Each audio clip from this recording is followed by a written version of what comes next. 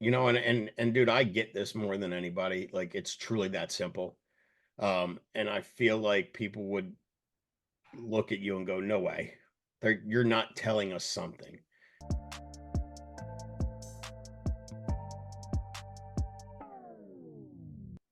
Do you guys talk about this on your calls? Did you implement it on your new onboarding stuff? How are you getting the new agents to ask that question? Because that's the $1 million challenge right now, is just getting everybody on here in every single appointment to ask that question.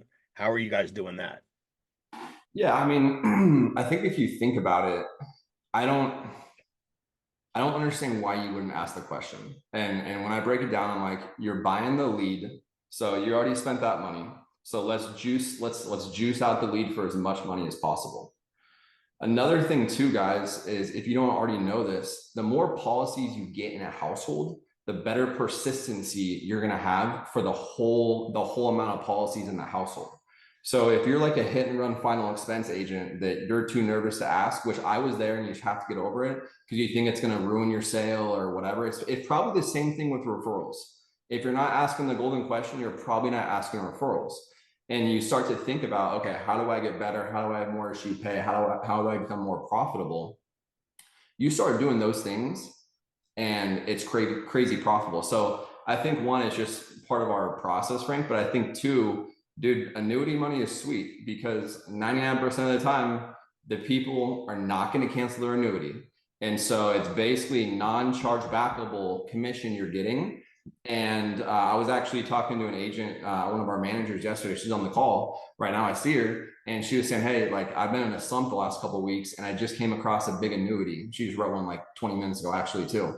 And I'm like, boom, that gets you back on track because in this business and sales, guys, we're gonna have ups and downs. That's just part of this deal. You're gonna have a great week, a crappy week, and if you can throw in an annuity every 2 weeks, 4 weeks, 6 weeks, that's crazy profitable for you. And then as an agency manager, you're going to be helping your agents, and you're getting paid too for something that's so simple that people overlook. So just ask the question. If you need help and you don't know how to deliver the question, and ask people for it. Something else that I do in my presentation, Frankie, if you want to, I learned this from Brad. If you guys want to write this down, basically I'll pull up the illustration, I'll go through like the bonus, I'll go through the projected growth, I'll go through the 0% guaranteed rate if the world ends tomorrow and the market's negative for the next however many years are on the illustration. Once I go through everything, what Brad taught me is people are probably thinking to themselves, this is too good to be true. So after I go through the whole thing, I get ahead of it and I say, now, Frankie, before we go into any questions you have, because I'm sure you have a couple, I'm just going to get out in front of it. And I know what you're probably thinking. You're probably thinking, this thing is too good to be true. You get to protect your money. You're not going to be susceptible to market losses. You're getting an 18% bonus. You can still access, 10% plus your money each year. You're probably thinking there's got to be a catch. And Frankie, there is one catch. I always tell my clients there is one catch.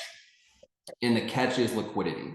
So if you're the guy that wants to, bury your money in a coffee can in the backyard and hide it and all that kind of stuff, maybe this isn't for you.